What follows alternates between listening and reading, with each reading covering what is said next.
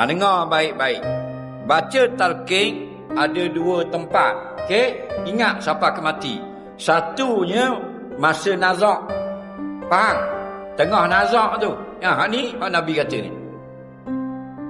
Di tengah nazak, kita pergi kat telinga dia, la ilaha illallah. Faham? Perbuatan itu sunat dan sunnah Nabi. Cuma kena faham. Jangan kata mengucap, terus kata la ilaha illallah.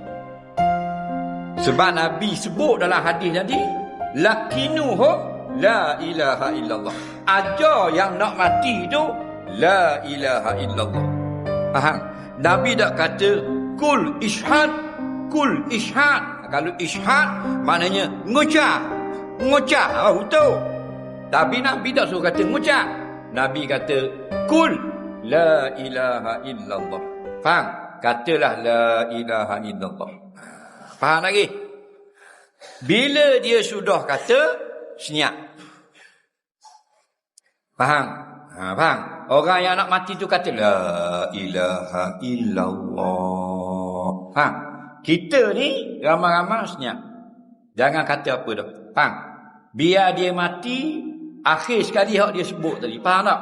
Kerana ada hadis yang lain, man kana akhiru kalamihi fid dunya qaulu la ilaha illallah dakhalal jannah.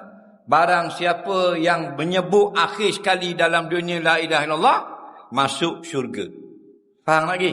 Jadi dia sebut la ilaha illallah, kita pun pakai siang belaka. Jangan bising. Tetapi kalau dia tak mati lagi, dia pergi sebut benda lain. Faham? Faham lagi? Tadi sebutlah la ilaha illallah. Faham? Nah, lama dah kita senyap, dia pergi sebut pula, dah rumah sewa dengan tong ambil dah lagi. Dia tanya piti sewa rumah pula dah. Faham? Nampak tak? Nak kau ni. Nah, kalau dia kata benda lain pula, baru sunat kita kata pula la ilaha illallah. Kerana ramai orang Melayu kita tak faham. Dia pergi kat orang nak mati, dia kata gua ni ngucap. Orang nak mati tu ingat ke kicap? Kicap cak udang ke cak kipah? Faham? Jangan. Doktor salah. Bukan mengucap la ilaha illallah perlahan di telinga. Jangan laju-laju, sepatah-sepatah. Faham? 10 saat berhenti, kata pula la ilaha illallah. Berhenti dulu. Faham?